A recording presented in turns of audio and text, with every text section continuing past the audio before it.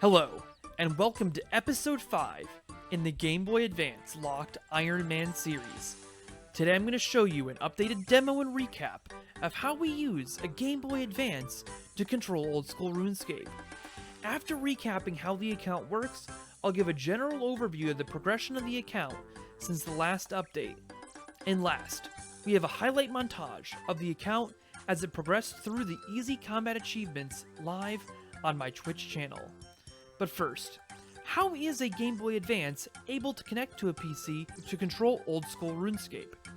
It starts with the GameCube's Game Boy Player, an attachment allowing Game Boy and Game Boy Advance games to be played on the big screen. Nintendo built a link cable for GameCube so that a Game Boy Advance or Game Boy Advance SP could be used to put the original controls alongside the big screen view.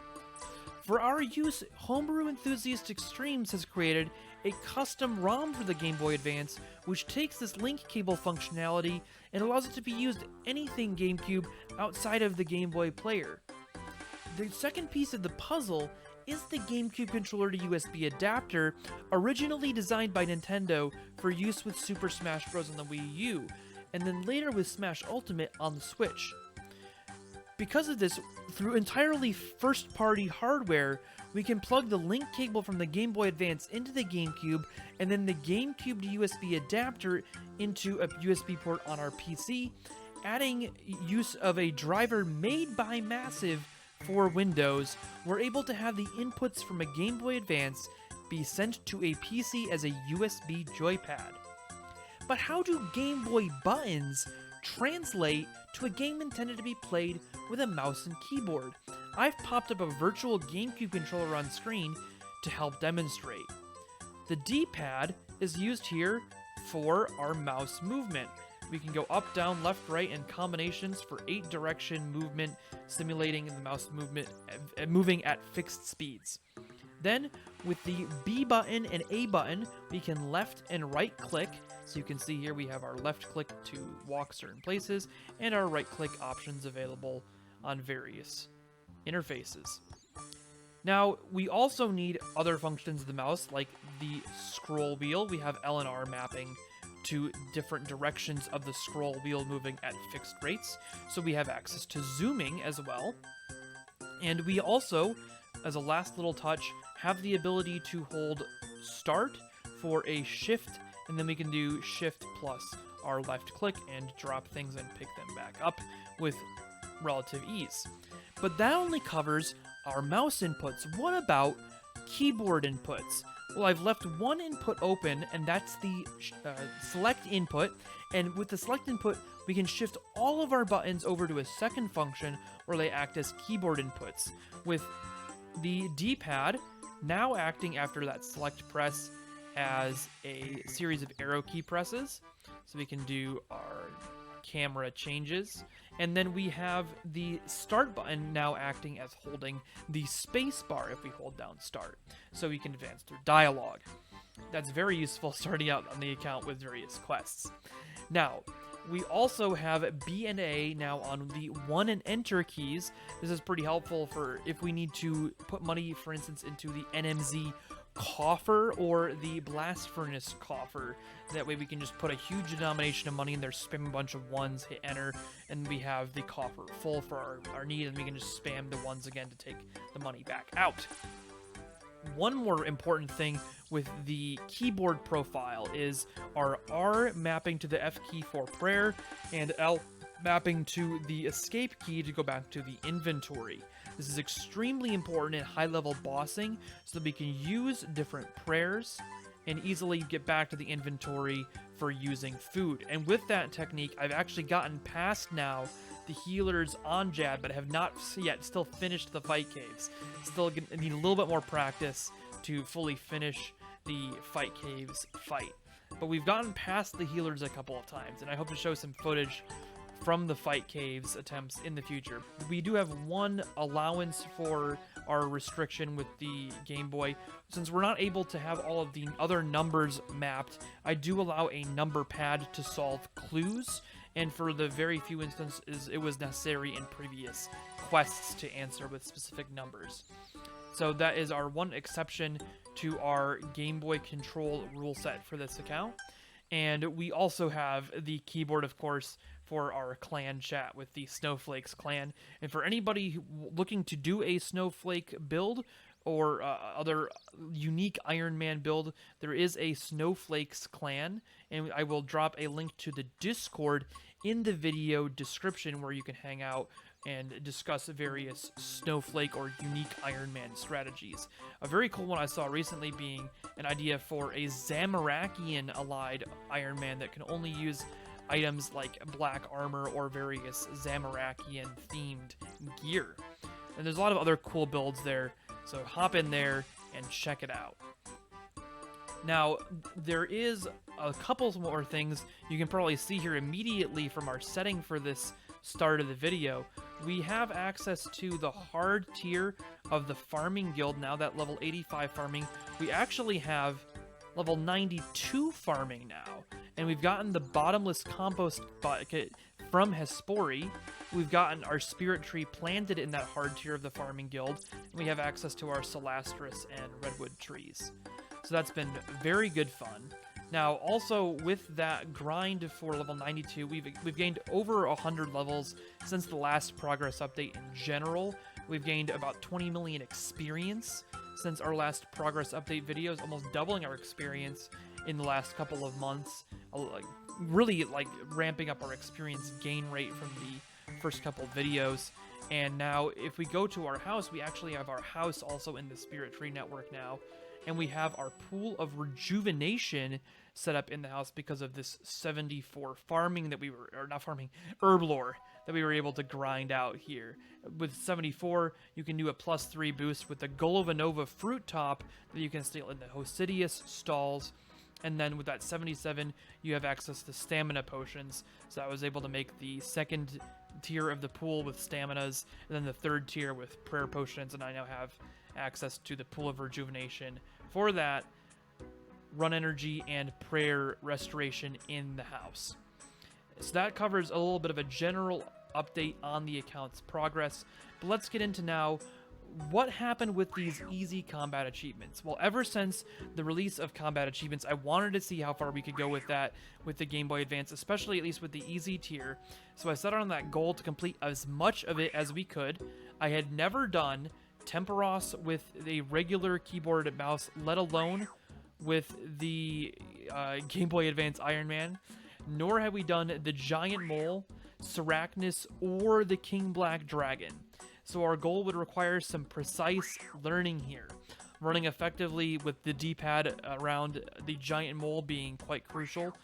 Using the L and R buttons for our keyboard profiles, prayer, and inventory switches, essential for getting to prayer switches and food ban again at Sarachnis, where you have a lot of those switches.